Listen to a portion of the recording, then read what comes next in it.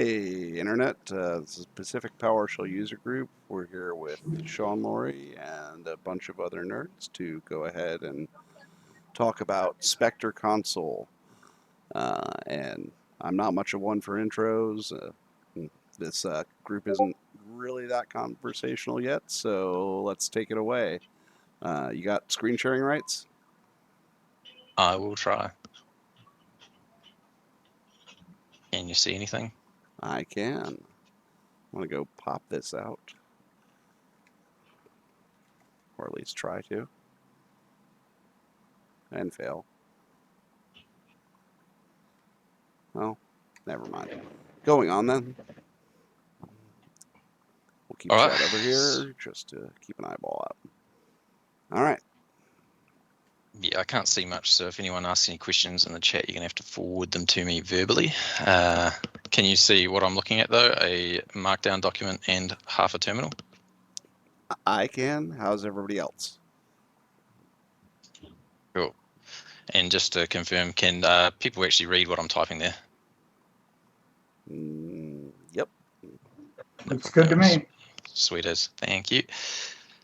Cool. So, introduction. This is exactly the same as the PowerShell user group summary. I think it came from ChatGPT a couple of days ago when James asked me to provide a abstract. I'm a developer from Wellington, New Zealand. I'm here at the Parts Trader offices. So Parts Trader is the company I work for, and fortunately, they let me do some of the stuff in the boardroom during the middle of the day when you lot in the US is hitting 6 p.m. Thanks to Parts Trader for giving me the space to do this stuff, and thanks for the team who have showed up on the call. I can see a couple of you there. Hey, Crispy. I'm going to talk a little bit about this whole SpecteConsole thing, a little bit about the PowerShell module I've written, and then do some demos of kind of the stuff you can do with it. It's all pretty new to me, so I've knocked it all together and have only just started kind of working out the use cases. So it's all very new and fluent, and we're just trying things out and seeing what sticks. For those of you who aren't aware of what SpecteConsole is, it's this. So SpecteConsole is a .NET library. It makes all of this cool visual stuff. So it's for building terminal interface bits and pieces. I'd call it more of like a widget library rather than a terminal user interface. So it has all of these things for building stuff like tables, nice little tree diagrams, the charts, and nice syntax highlighting. Why can't we just use that in PowerShell out of the box? Well, I've blogged about it a little bit here, just about how much of a fiddle it is. This is a bit of my journey on how I started using SpecteConsole in my scripts. People started asking me, like, how do you make your PowerShell stuff look cool? And it ended up being a bit too fiddly to be portable. So this is where I started off on thinking maybe a module would be useful. Just go through some of this stuff. So why is it painful to just use the library directly? Working between PowerShell and C#, they do work together quite well, but it makes it a whole lot more verbose than you really want. And one of the first things I ran into with the SpecteConsole library is that it relies on this concept of method chaining or like fluent API design, which doesn't really work perfectly with PowerShell. So we weren't able to just create this object and then call off to .title, .page size, .more choices, and .add choices. This ends up being pretty painful to work with, and I've kind of demoed some of the stuff here. So this function that would work normally in the library in C#, add choices, to use it in PowerShell, you end up having to specify the class it came from, the extension methods, and then specify that you want to call add choices, and then you pass in the object that you originally want to mess with. So this workflow, if you had to do it everywhere you wanted to call a method, ends up making your script super unreasonable.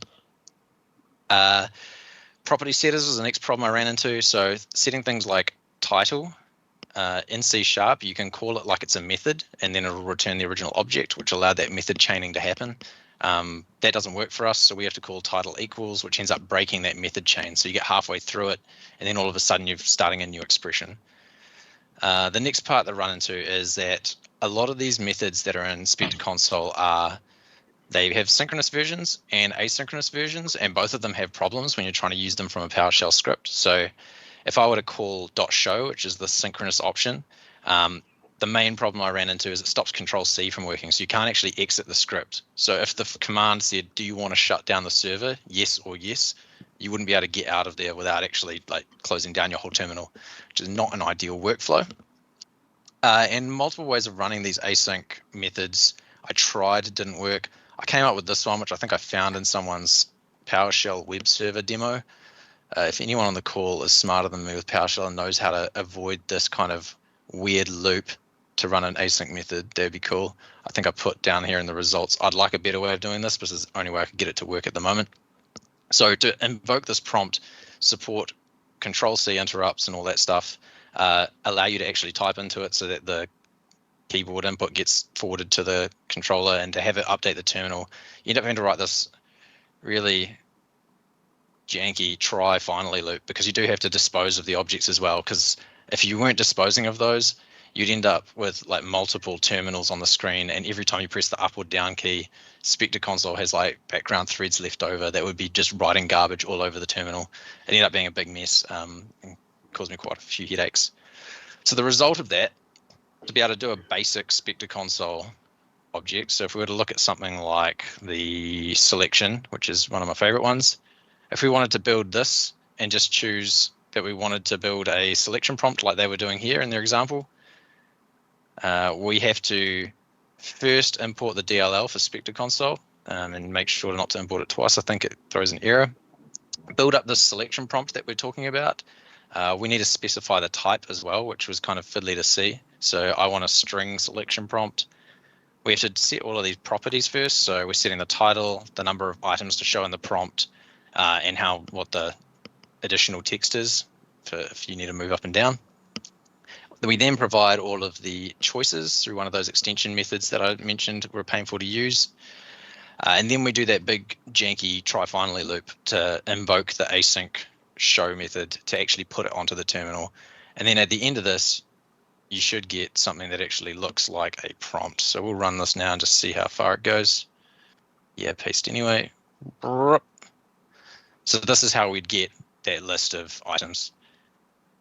And I agree, banana is tasty. So that ends up being quite painful, and this is why we've broken it down into being a PowerShell module, because this means we can use simple convenience methods.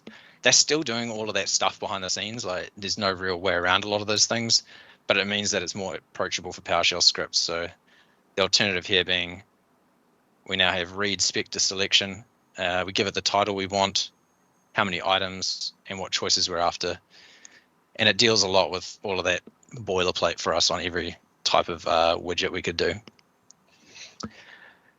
Any input on that, James? Do you think I've done anything wacky? I mean, I think abstracting stuff like this into a module is always very helpful to people. Like, I think one of the frustrations of C# as a language is that it might be efficient, but it can be very awkward, especially when you try to use a .NET outside of C#.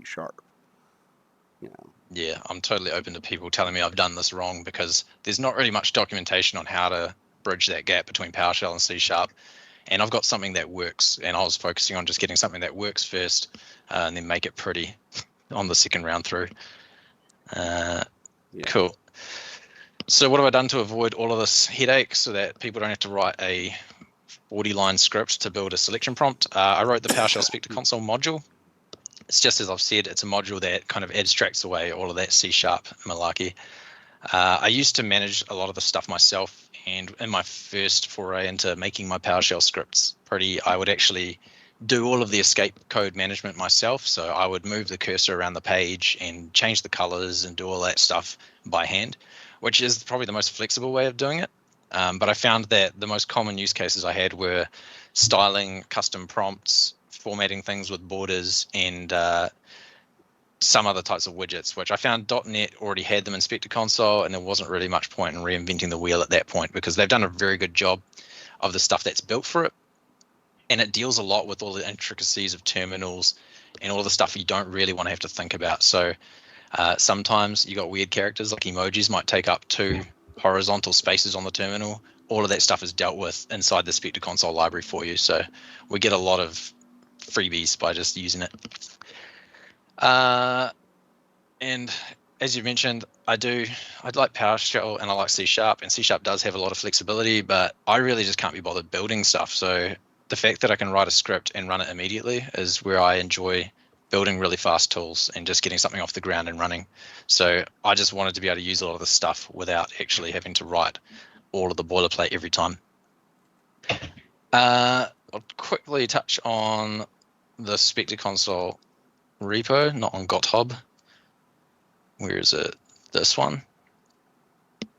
The whole thing is on GitHub. There have been a few people that have helped contribute, especially this fella here, Andre Renus. He's been really helpful talking to me on Discord about all of the bits and pieces inside terminal rendering stuff, and he contributed heaps to the table formatter in here, because formatting the PowerShell objects and translating them into something that SpecteConsole could work with was actually quite a bit of work.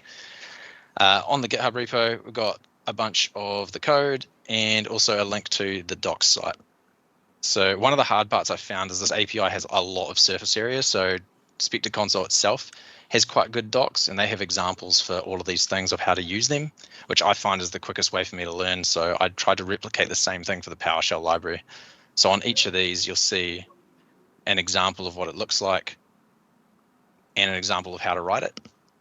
I've done the same thing with this PowerShell library. So if you look at the command reference, you'll find the functions you can call, and then you'll find you should be able to use them the same way as what we call in the example code here.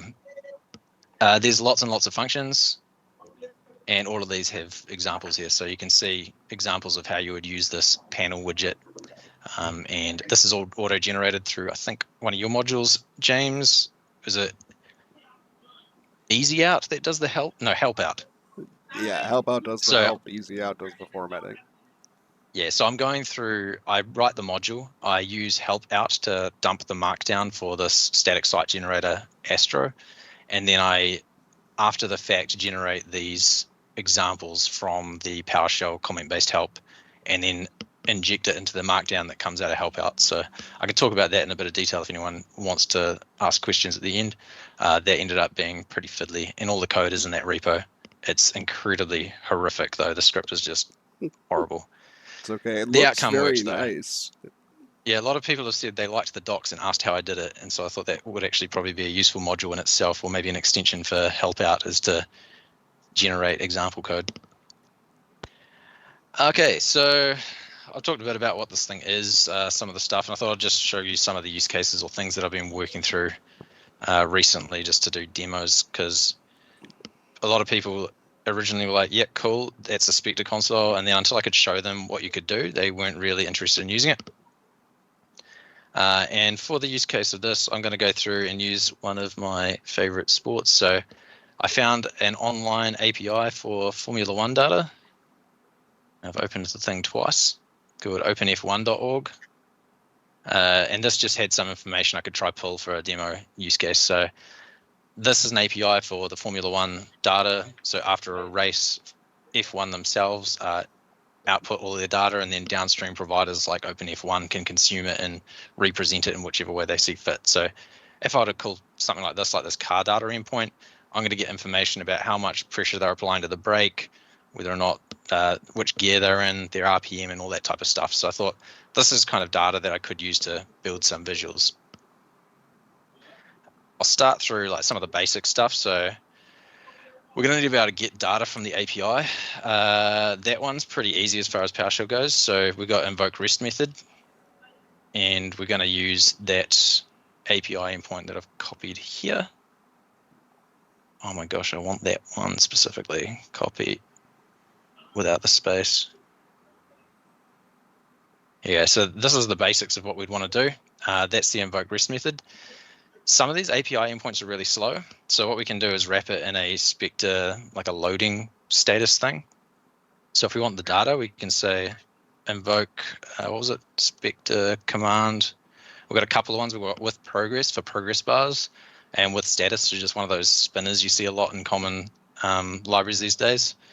We get to choose what spinner we want. The PS read line's freaking out. We'll just choose aesthetic.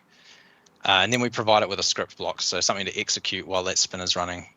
And we want to return the data inside that script block. I might full screen. Oh, no, I'll just leave it half size.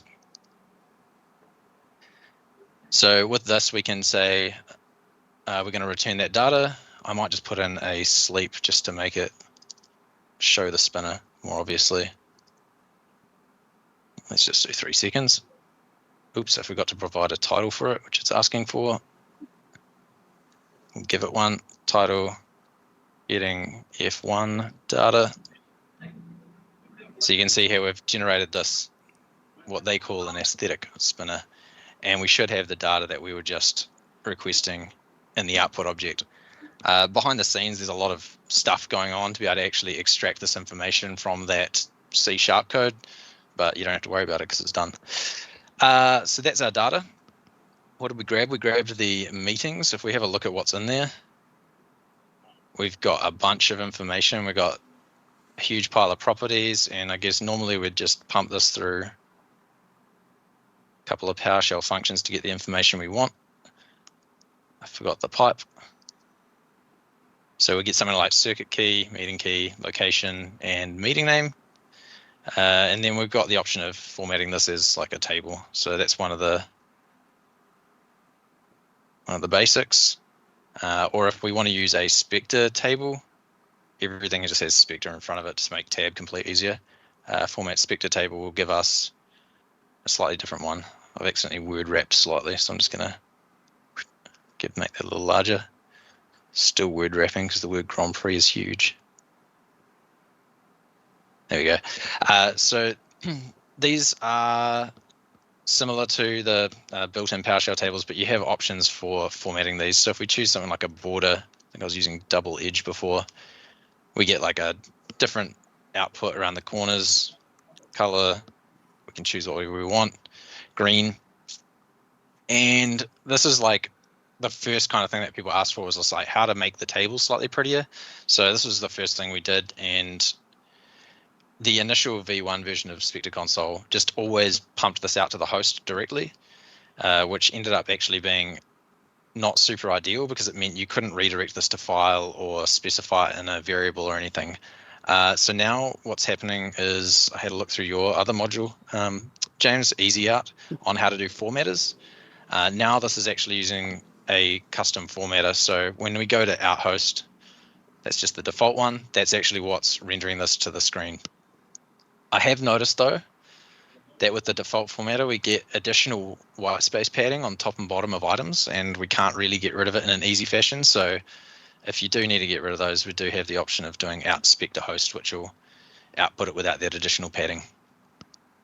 By switching to these formatters, it means we can actually assign this to something. So if we assign that to X, we actually have an object, which means if you really wanted, you can access all of the original properties that are on the SpectreConsole object. And if we look at what it is, we've got one of these, I want the base type. Oh, cool. It's a renderable. So this is one of the SpectreConsole library types, and it means that this object is able to be rendered to the terminal. So that's how we're identifying the items that can be output through the host. So anything that is renderable will get printed correctly here. The beauty of this is it means you can also output this to files. So if we output that to file.txt, we should see it actually in here. Give me file.txt. So we'll have that information, but you may notice that there's no color there. So I don't know who decides that. It's something to do inside the PowerShell default formatter. If we want it to be colored, we're going to need to specify out Spectre host. So that's just the kind of the workaround for the default formatter issues. And as you can see here, this is all of the magic behind the scenes that actually causes your output to look kind of cool in the terminal. I do know that one off the top of my head, and I can Oh, you're a rant about it genius. for a second if you'd like. That would be good to know. It was just magic to me. Okay, so can you go back to your terminal for a second? Yep. Okay, so $PSStyle.output rendering. Echo that out.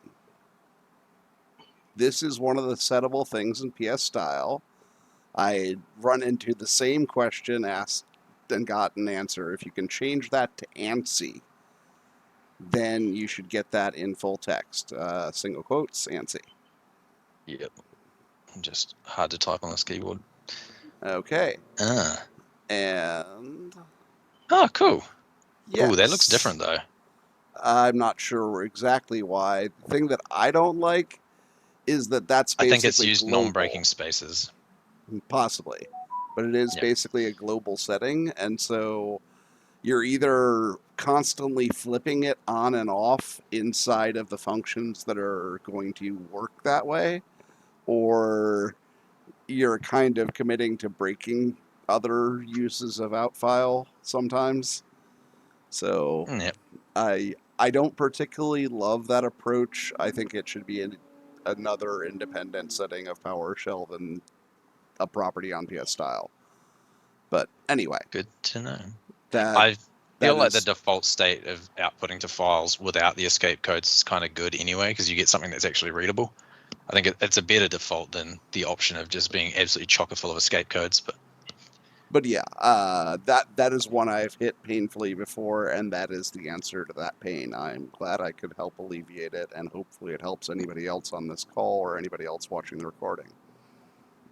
Shit. Going on, looks really great though. So yeah, we've got, what was this here? Our data, we've got a table. So we got the data here, which is what we generated the table from. If we jump into this, get rid of that again. What was I going to go to? Assignment and embedding. So yeah, I've talked about how we can assign this to a variable now. This is part of the V2 version of the module. We can assign it to a variable. It means we can also embed it inside other SpectreConsole functions. So SpectreConsole itself has the concept of the renderable, and that can be anything. It can be strings, it can be tables like this, it could be a panel, it could be a calendar. So if we do something like, what is this? $X format inside another Spectre thingy. Let's put it in Spectre panel, because that's one that's easy. If we do that, you can see we've actually wrapped this inside another panel. So you can do tables inside tables, panels inside tables, whatever you want, to a degree. I'm sure there are some parts in the module that are going to break, but for the most case, you should be able to embed these things inside other renderables. So now we've got the data, we've got some tables, we've got some visuals, and we've presented it. We can ask the user what they want with it. Typically, you'd use like one of those, I forgot the name of it, the PowerShell prompt thing to give you the option of, do you want 1, 2, 3, or 4? Here are some hotkeys for them. We can now use the Spectre things for that. So read Spectre selection. Our choices are all of those things that we have in data, because that's just an array. And the data is actually, they're rich objects. So we need to specify what field we want to display. So if we go choice label property, we'll pick something like meeting name. That should, yeah, so that's going to pick that one property display for our select list, and then it's going to give us the result of it. The beauty of this is you don't have to work out what index someone's selected and then go back to the original object and then grab it by index. When you've specified that here, you're going to get the original object, not just the text that came through. So most of the Spectre selection ones work like that. And there are some more advanced selections like multi. So something like this multi-selection is useful for if you want to specify multiple things at once. Think like, do you want to deploy A, B, or C? Like, yep, pick the ones you're after, and you'll get all of the items in there in an array. And you can do it the same as what I did here with the Spectre selection. You can specify a rich array of objects and then just show like a property. I think SpectreConsole themselves have a PR out as well to be able to actually make these tables selectable. So you can present a table and then someone could go up and down to select an item from it, which is quite cool. Not there yet though. So we've done a little bit of user input. I guess we've gone through a lot of like what you can do with it. There's loads there, and I can't really demo the whole thing, but I did put together some stuff with an existing script. So based on what I've just done there, I've gone to the API to get something.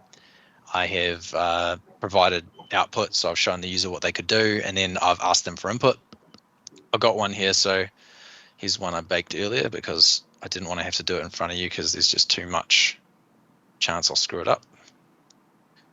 Where are we at? See if it works.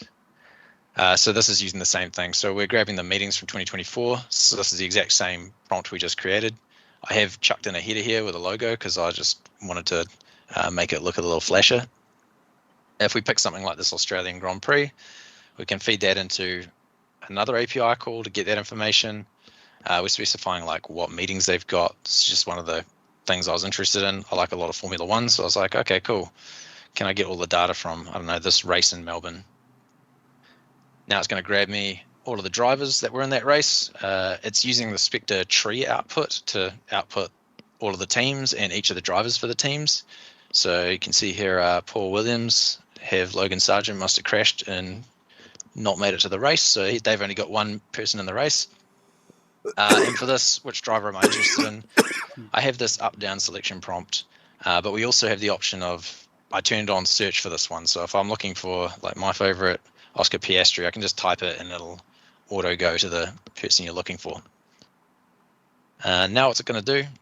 It's going to go off and grab all of the lap information.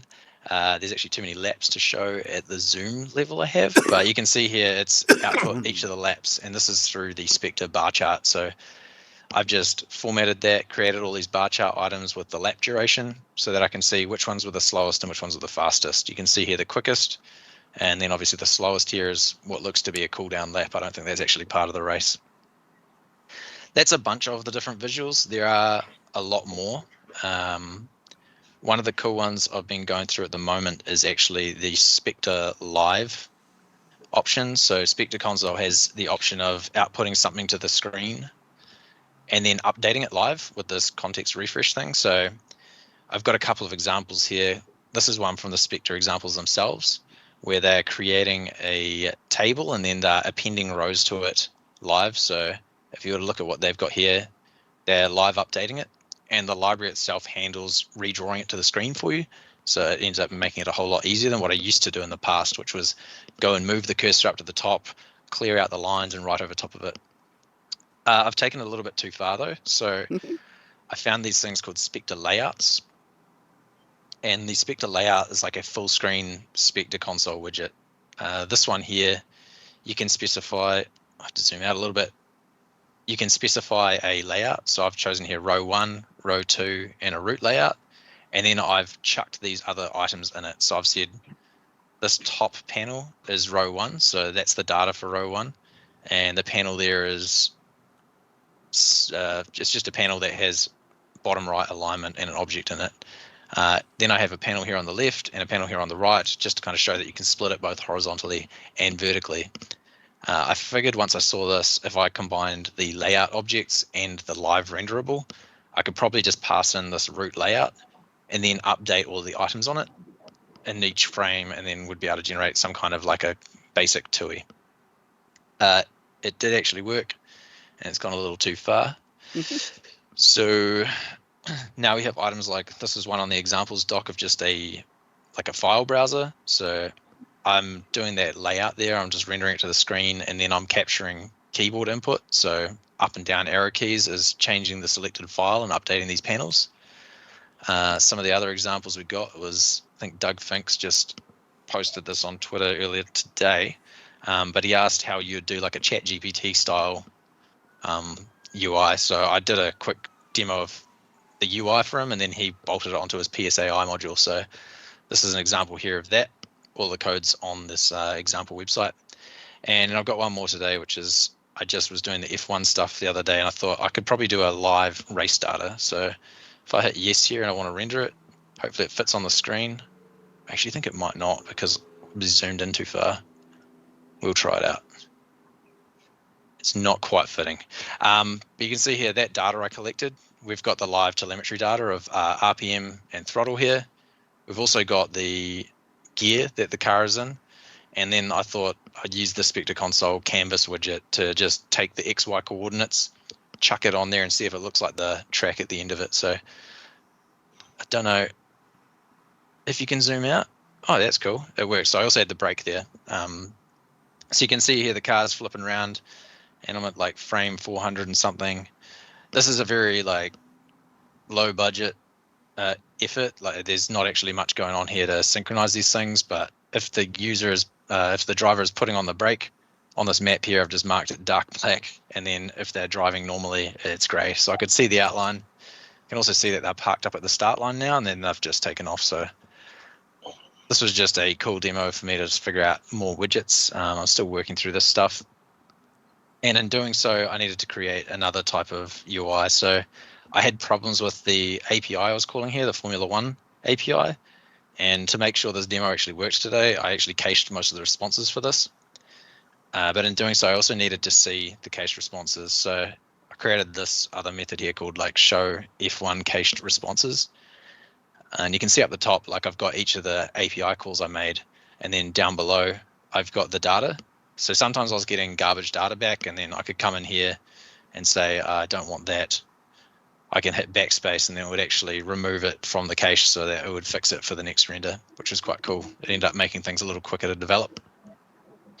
And this is why I like the PowerShell stuff. I can just knock these scripts out, and I don't have to build anything. I keep tweaking it and just make things work for me. And it's where I'm at the moment. I've demoed the visuals. I kind of like written up all that documentation, and I just need to know what people actually want to do with these types of things. So it's been fun, but I'm kind of at a loss of what to take on next. So if anyone has any input, that would be pretty cool to know. All right.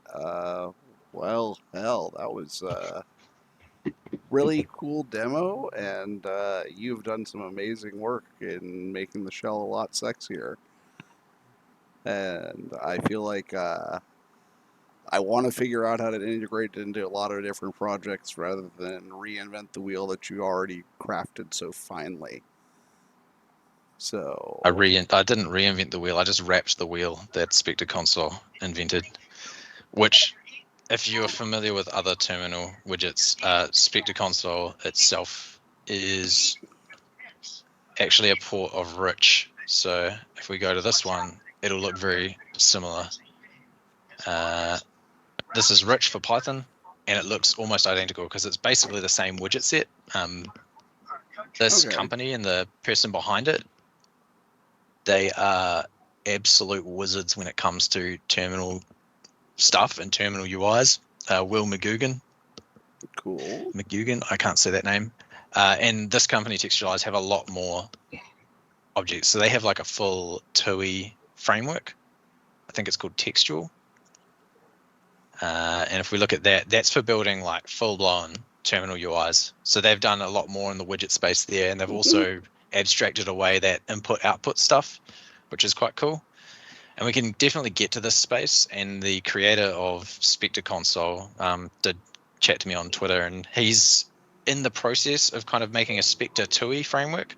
So wrapping these widgets that SpecteConsole has inside a framework for receiving user input and bubbling those events up to all of the components so that they can re-render themselves when they require it, which would make everything a whole lot easier. Because we've already got all of the widget stuff accessible to PowerShell, and I've done most of the learning on how to bridge that gap between C# and the PowerShell library itself. I think whatever he's building will be probably pretty accessible. So that's something I'm excited about, because these things I've done with the layouts and with the code on here, it's basically a while true loop. Some basic stuff. So I'm getting the key press, and then I'm handling it. And then depending on the key press, I'm telling each of these components to update themselves and then re-render. So if we were to look at like this ChatGPT one, we've got kind of 3 components on the screen. We've got the header, which doesn't really change. We've got this box here of chats, and then we've got the bottom one, the prompt. So if I were to look at just the prompt, I would see that's called the text entry component. It receives that layout object, the thing which is showing it where to be on the screen. The context, which is the actual live display itself. So that's the SpecteConsole stuff. It's got the component, which is the actual visual object and the data it's currently representing, and then the user's current input. I'm doing some escaping here. I generate the new component, and then I'm basically swapping it out with the old one. So I'm saying this layout component, which is the bottom panel, update it with the new component here, and then call context refresh, which is the live display context, to say you need a redraw. So it's not actually just spinning in a loop, redrawing constantly.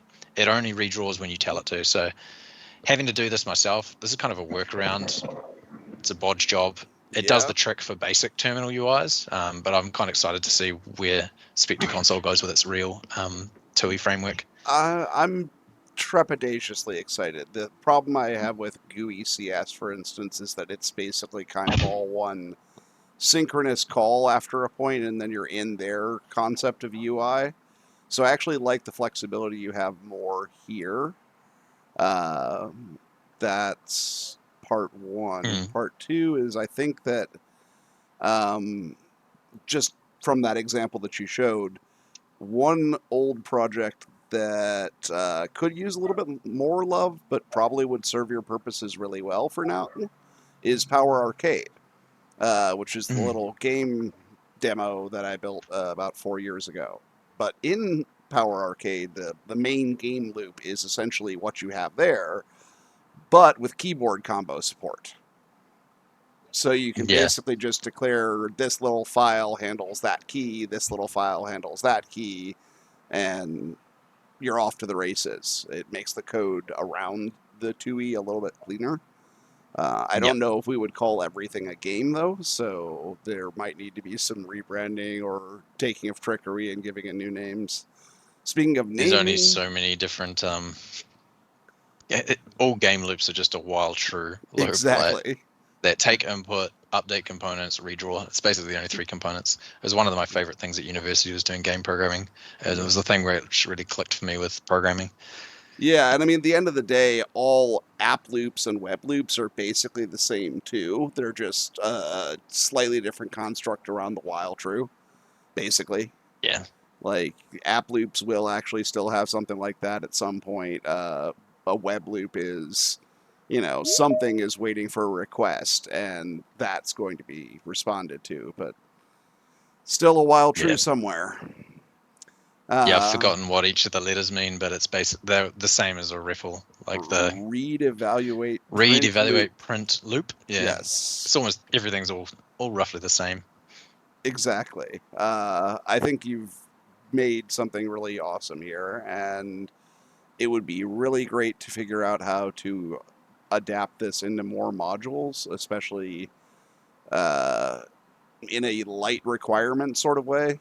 Like, I don't want modules to have to require SpectreConsole or all ship SpectreConsole, but I do want them to be able to basically stream it down and start to use it, because I think that this adds significant zazz to any, console experience, and honestly is a better job in a shorter time frame than I would have done or have gotten to. So take that for the It's one of compliment that it my is. main gripes with PowerShell really is that everything's built as if you're delivering it to someone and you're expected your stuff to run in their execution environment. So like this would have to be a module that the user has decided to install. There's no real concept of like packaging common libraries, frameworks, which makes it hard to build portable applications to be able to send to people. Like you can just bundle it all into your script, but you end up with a huge amount of duplication, and there's no real standard for it as far as I could tell.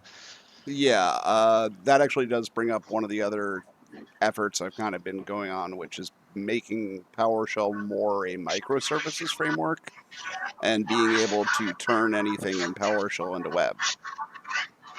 Uh, all right, so basically, if you've got your concept of a panel, right, that's not fundamentally different inside of a web page. Your concept of a table is not fundamentally different inside of a web page. It's just different syntax surrounding it. So if you already have something that accurately describes basically a good enough grid system, it's easy enough to port that grid system into other grid systems. And almost every UI platform at the end of the day is, or at least should be, something of a grid system. Oh, you got ASCII cinema recording. I've never pronounced that correctly.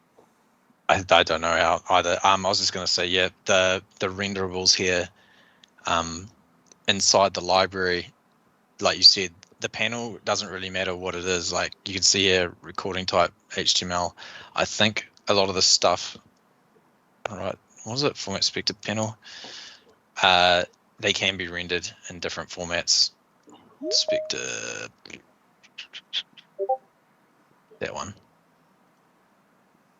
I think it stops Spectre recording. I haven't used this manually. So the actual output can be whatever format you're after, really. Yeah, there's only so many different ways you can format data. We got tables, we got lists, and if you can represent the data structure and then output it for a website, then you can represent it and output it for a terminal as well. I get your point on that. Yeah.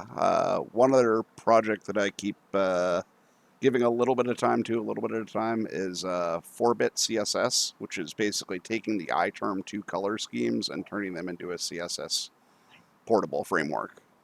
So if you jump over there, you'll see basically every color scheme you know and love, but in a form that you could 4bitcss.com. There we go. Oh yeah. So you could basically just drop CSS classes onto your output and then have any terminal form or terminal's color scheme you're already used to. Plus, we can finally stop arguing, or maybe stop arguing as an internet community about what the hell we call this color scheme. Yep. So, yeah, this is full of really cool stuff. One of the geezer I mentioned earlier, he's working on a little bit of something here, which is actually for TextMate, which is related to syntax highlighting, which is how you reminded me, so that you can actually output. I can probably just clone it. So you can output the text that you're reading as syntax highlighted, and then it would be embeddable in SpecteConsole. So that's outputting renderables. I'm in two minds. I don't really know how to approach managing the module. So there's keeping it one-to-one with SpecteConsole. But then there's a lot of PowerShell stuff I'd like to throw on top, and I don't really know where that fits at the moment. And as far as like structuring modules, they seem to be kitchen sink modules, like everything's included. I don't know how you do them, ironically, more modular. So I'd probably want like PowerShell SpecteConsole and PowerShell SpecteConsole other stuff, like the PowerShell special bits. I don't really know how to structure that stuff. There are a few different ways you can kind of approach it to have it at least be light. Like the approach that I took with Posh is to stick a lot of functionality into types files. They're pretty overpowered. In the I was mentioning this before the meeting started, and I'm still kicking myself, and maybe now so will you sort of category. It's also possible to build just one adapter for a lot of this stuff, and then just get the commandlets that do the pattern underneath for free. So that would be fairly portable at that point, because at that point you're basically saying, like, here is the type that adapts all of Spectre into PowerShell commands, and then here are a bunch of little CDXML files that you load up with the details of each thing. So nice portable little files, portable little modules, but not necessarily requiring the whole thing. At least in and of themselves, they require an adapter that is named that, or you changing to a different adapter. But I've found there's a lot of information on how you can do things, but not how you should do things when it comes to PowerShell. I've kind of copied the structure of this module based on what I saw someone else doing, which was to have like a private folder, a public folder, and then just try and export the stuff in the public folder as all of the public-facing commandlets. what do you have in private, out of curiosity? Basically a big mess of bits and pieces. So internal functions that it's using. So like I do a lot of color manipulation. So there's a bunch of things like converting between color spaces, all of that stuff. Like it would just be noisy to export that. Yeah, that's a little core module that I think we all need to collaborate on and write one of these days, is just color space manipulation. That should just be in system.color or whatever. Like it shouldn't need to be reinvented every time. I find it frustrating to have to do that, but yeah, it's all good. Me too. Yeah, and a lot of this stuff here is for the purposes of unit testing. So I've got things like getting the host height and width just so that I could mock them in unit tests. Otherwise, in the code, it would just normally call like host UI, raw UI, get width or whatever. But during the test, I kind of want to structure it to be more stable because these need to run locally and on GitHub runners as well. Okay. For most of the testing for this library, I've just done snapshot testing. So these files here are, like I showed before, like an actual snapshot of what the terminal would look like. Okay. So if I go into here, SpectreConsole tests, what I call it, snapshots. Cat one of those things. So like that's what the bar chart should look like, given a bunch of inputs. So then when I run the test, it compares the output of the new version versus the old one, which has helped me catch a lot of like bugs, and especially when I'm upgrading the behind the scenes, the SpectreConsole like DLL version that's embedded in it. Mm-hmm. I found that quite useful. But Yeah, that's a the good approach. whole structure of the module has been a bit funny. It's gone through multiple renditions. I think the current approach I had, well, the initial approach was just to build stuff that I found useful. And then a lot of people were asking for the rest of the SpectreConsole functionality, so I just added the rest of it. I'm not 100% sure whether this would be easier to build and maintain in C#. I think it would be, but I figure it's probably nicer for PowerShell folk if they're trying to get visibility of this to be able to actually kind of, while it might be complicated, some of it, it's still handy to have it written in PowerShell. So if someone does want to contribute or update this stuff, they don't need to learn C#. Yeah. And you can just edit it in your modules folder if you want to tweak it and see what things look like. I have a practical question, and that is like, are you automatically updating when there are new bits of Spectre out, or are you keeping your own release cycle? Keeping my own. So I haven't exposed everything because if I had done it in C#, it would have been probably easier to actually do some kind of like actual parsing and reflection to work out what's available and then write the bindings for PowerShell for it. But for this, it's been mostly just copy paste and then tweak some things. So for these things like format, Spectre, panel, say, there are more properties you can set than the ones that are exposed in the module. Okay. But a lot of them are weird edge case ones, and I'm like, I can't even see examples of people using them in SpectreConsole, the C# version. So I've just kind of gone with the basics. Most of these objects you need to be able to set width, height, border styles, and that stuff. So I've left it with, it is hand mapped. It's not actually automated in too much.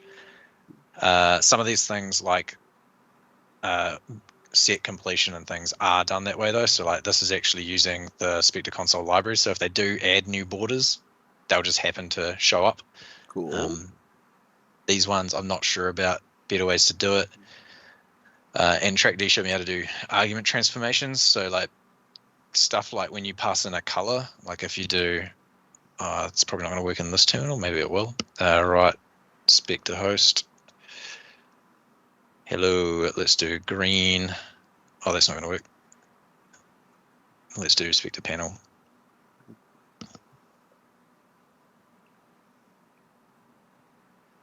Format Spectre panel.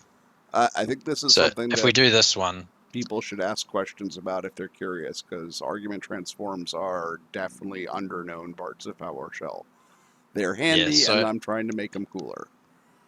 if you pass in this stuff like the colors, like you do get the tab completion, but it means that if I've had people ask, I want to put in a hex code here, so I want FF0000 is my color, and so that argument transformation takes the different formats you could put in there, like red, or an actual SpectreConsole object.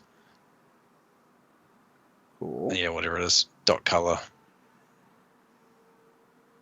I don't know if that one's going to work. I think I spelled it wrong. But yeah, it takes all those things and transforms them into the format that the library expects.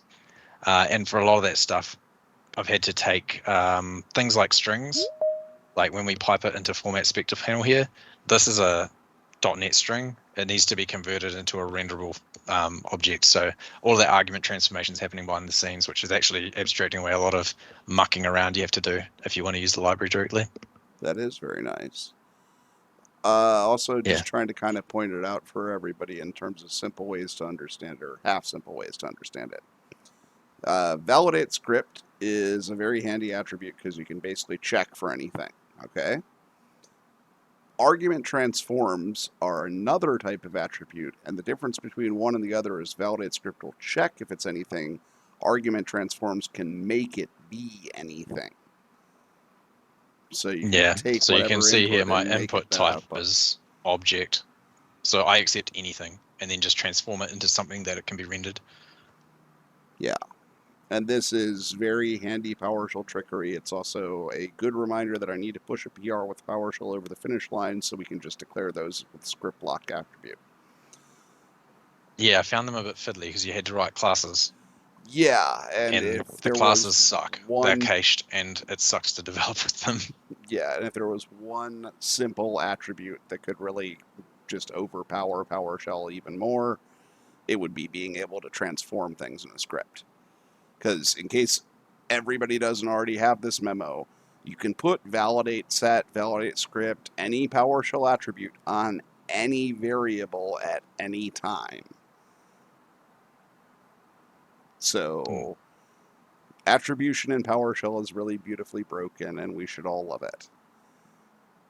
It is good. But yeah, this is really, really cool work. If we want to kind of go into the nerdy weeds of how you might make it a bit more portable, we could. But I feel like the whole rest of the internet doesn't necessarily need to see all of that. The only other feedback I think that I'd love to get everybody else's opinion on is I feel like you could use the select verb more for some of your selection scenarios. How would everybody else Yeah. feel if select were interactive? I chose read just because I was using the same prefix for everyone, but that was not a well thought out design. I just put, because the default, what do you call it, read host Yeah. was that. I started with read and then just kind of stuck with it. So that was my reasoning behind it. But there's Yeah. no reason these can't be like aliased, because I've actually got aliases for a bunch of stuff because I was stuck halfway between the terminology used in SpecteConsole, terminology used in C#, and then the terminology in PowerShell. So like a lot of these you would expect it to be called prompt here, and I kept in my head typing out the wrong verb, wrong property. So I just added aliases for the stuff that would be commonly done wrong. Yeah, I got a little saying for this one. Don't worry, be alias happy. So, yeah, I love this approach. It makes things a lot more easy because if you're stumbling on your own code trying to remember, was it prompt or message or question or title, chances are somebody else will too. Yep. So, yeah, this is, in my generally biased opinion, this is very fantastically done PowerShell. And Thank you. yeah, I'm very pleased with where you're taking this. The only thing that I don't love is that it's based off of a DLL, and that's still the lesser of evils here. But you've also, to underline this part for everybody, you've separated your DLL and your build process out. So you're not going to have a problem if a new version of SpectreConsole breaks everything because you're not going to integrate it into your module and ship it. And Yeah. theoretically, hopefully, that DLL will work cross-platform anywhere that we want to go ahead and use it. And I don't have to think about it when importing your module. I just get the DLL as part of it. Yeah, that actually reminds me. I don't even know if this thing works in Linux. Let's find out. You know, live, the very best way to find out. Yeah, I'm sure it'll be fine. Close enough, right? You say this It right seemed to work now. on Mac OS just fine. Oh, cool. Thank you. Sure. Well, that gives us plenty of hope then. Yeah, sweet as. No, it works on both. So that was part of the reason for using the DLL, like you mentioned. It meant I didn't have to worry about the platform dependent stuff. It was all dealt with by SpecteConsole. Yeah, that is also very nice. I'm not going to lie there. It's kind of enviable. When they have Yeah. good GUI loops around this, it'll be very cool. If there's something we can actually tag or talk to in PowerShell. If not, you can go ahead and use Power Arcade or steal from Power Arcade. the last thing I thought I might mention here actually is the example generation stuff. So all of the help is actually written as PowerShell comment-based help. And then each of these examples here, when it's generating the docs for the help site, it's turning these comments into the text. So if I have a look at the simpler one, read Spectre selection, it's taking that example, the comment stuff. This is just from your library. If you add comments at the start of your example, when it generates the markdown, it generates example like headers. And then here it's generating the code based on the code block. So the first line of real code. And then this is a special line I've added in. So anything I've prefixed with type and then this array of special strings, when I generate the docs, I take this code and then I run the SpectreConsole thing up in the GitHub pipeline, and then I get the GitHub pipeline itself to actually send the keys that are in this list through to the example, which is how it can do the animated example generation. So if I were to go into SpectreConsole docs, I probably don't have the right tools installed on here. npm run, what is that? Package JSON, update docs no commit, because I don't want to actually chuck them in. When I run this, it goes through and I don't have the right version of help out. I'm not going to bother demoing it here, but it goes through and generates all of those help examples from those comment-based help. This meant I just had to write the help docs for each function, and then all of the actual public website gets updated for me, and I don't have to go through and make sure I keep the docs in sync with how the library is doing. It also means I get an That's extra cool. layer of checking, because my main branch here for the GitHub is a pre-release branch. So anything I push to this gets pushed to PowerShell Gallery as a pre-release build. So you'll see there are a lot of pre-release builds, like heaps of them, because every time I push there, it's actually packaging it and deploying it. And the pre-release build generates the docs on a different website. So if I look at pre-release.PowerShellSpectreConsole, it means I actually get an example of all the stuff. And I've caught quite a few bugs here where I've been like, oh yeah, looks good. And then I go look at the docs site and I notice that the output in these don't actually line up right. So it's been quite a decent workflow for me. I haven't managed to break too much stuff, which is nice. I That is think, quite possibly the coolest build pipeline feature for PowerShell I've ever seen. yeah, That please, is, like, I love that. let's have you back to talk through the workflow. Yep, that's cool. At the moment, it's one ginormous script, and I was thinking about actually pulling it out into a tool. I would actually say look at PS DevOps, and you can start to slice it up into little chunks from there. Yeah, Can take that one offline. it's a horrible script. It's not good, but it works, which is how I start everything. I don't care how ugly it is as long as it works. I mean, honestly, that's how we all start everything. It's just a difference in whether we ever publish it and how comfortable we feel when we do.